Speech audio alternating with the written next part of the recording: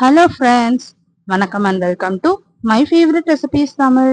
இன்னைக்கு ஒரு டேஸ்டியான நான்வெஜ் ரெசிபி பார்க்கலாம். நல்லா மொறு மொறுன்னு கிறிஸ்பியா, நல்லா மசாலாலாம் உதிராம மீன் வறுவல் எப்படி செய்யுதுன்னு பார்க்கலாம்.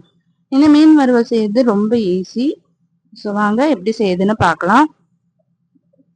ஸோ நான் இன்னைக்கு வந்து 1/2 கிலோ வந்து மீன் எடுத்துட்டு நீங்க இந்த வறுவலை வந்து எந்த மீன்ல வேணாலும் செய்யலாம்.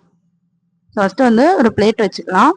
அதுல ஒரு 2 டேபிள் ஸ்பூன் வந்து குழம்பு மிளகாத்தூள் சேர்த்துக்கோங்க. நம்ம வீட்டில் இருப்போம் இல்லையா, அந்த குழம்பு மிளகாத்தூள் சேர்த்துக்கோங்க. இது கூட 1 டேபிள் ஸ்பூன் வந்து தனி மிளகாத்தூள் சேர்த்துக்கோங்க. 1 டேபிள் ஸ்பூன் வந்து தனியாத்தூள் சேர்த்துக்கோங்க.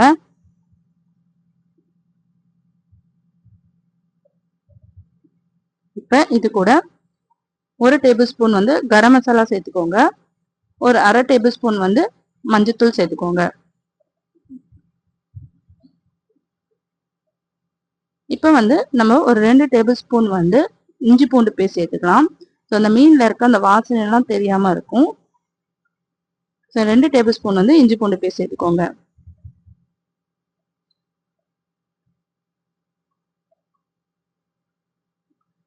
இப்போ இது கூட 2 டேபிள் ஸ்பூன் கார்ன்ஃபிளவர் சேர்த்துக்கலாம். நல்லா கிறிஸ்பியா இருக்கும்.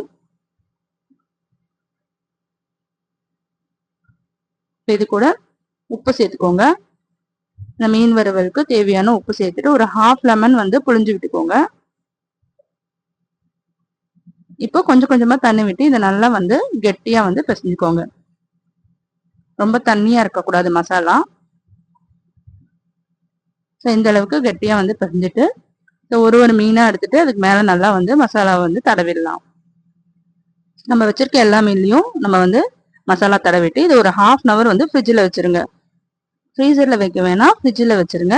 வச்சுட்டு ஒரு 1/2 hour கழிச்சு நம்ம வந்து ஃப்ரை பண்ணோம்னா நல்லா மசாலா நல்லா வந்து உதிராமல் வரும். பாருங்க, கடாயில வந்து நம்ம எண்ணெய் ஊத்திடலாம். எண்ணெய் ஊத்திட்டு மீனை வந்து வறுத்து எடுத்துடலாம்.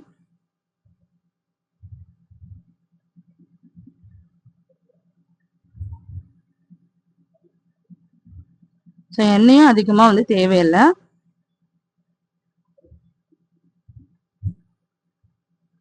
ரெண்டு சைடும் நல்லா திருப்பி போட்டு வேக வச்சோம்னா நல்லா மொறு மொறுன்னு மீன் வறுவல் வந்து ரெடி ஆயிடும். இது பாருங்க, நல்லா மசாலாலாம் வந்து நல்லா உதிராம வந்திருக்கு.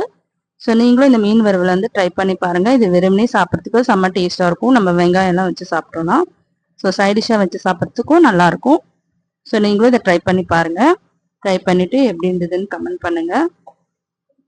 இந்த வீடியோ உங்களுக்கு பிடிச்சிருந்துன்னா நம்ம சேனல் மை ஃபேவரட் ரெசிபிஸ் தமிழை சப்ஸ்கிரைப் பண்ணிக்கோங்க, லைக் பண்ணுங்க, ஷேர் பண்ணுங்க.